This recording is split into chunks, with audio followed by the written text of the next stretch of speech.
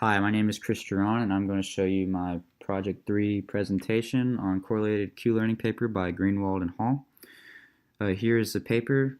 Mainly this goes over implementing efficient ways to solve this game theory problem of the soccer field domain with these 8 states right here, and here's the initial position, B starting with the ball.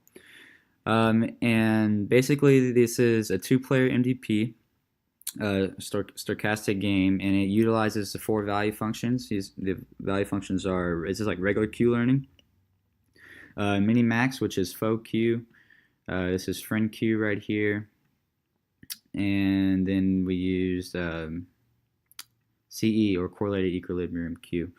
And these are the four value functions used using the same multi-agent algorithm to create these plots, and these are the plots I replicated.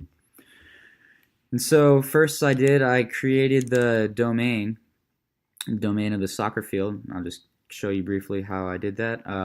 First I made a function to initialize the game, which puts this in the initial state, which is what we showed earlier.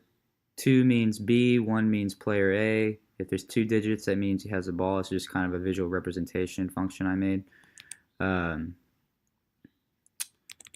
And as you can see here, this is the same initial state as we had from the code. And so then I created this act function. This is the bread and butter of the domain. A lot of if statements. This determined this outputted the rewards in the next state. So let's show an example. So player B is going to make an action 3, which is move to the right or move east, given the current state. And we'll show you what this outputs. This is going to output, like I said, the new state, which gives you the B, A position, and whether or not A has a ball. So now A has a ball, no reward was given. We'll call that state 1, and we will look at the new state. So show state 1. And so now A has the ball. Let's do another action. So now A is going to move to the right, but if you remember, A has the ball, which means he moved into an own goal.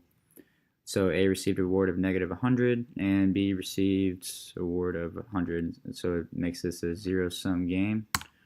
And now we'll show which state that led us to be in. So as you can see, A has the ball now, but it scored its own goal. So once it reaches this state, it just starts over and reiterates. And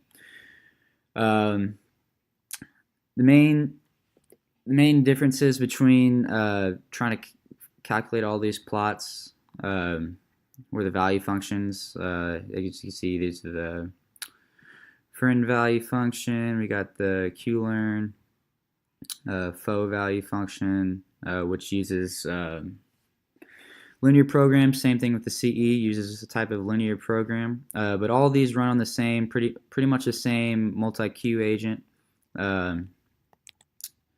that I showed in my report. This runs on this algorithm. Basically, it iterates through T. Several things I was trying to figure out whether or not where T actually meant a full game. I interpreted it as T representing as 1 time step. Another pitfall was the decay of alpha and how fast to decay it.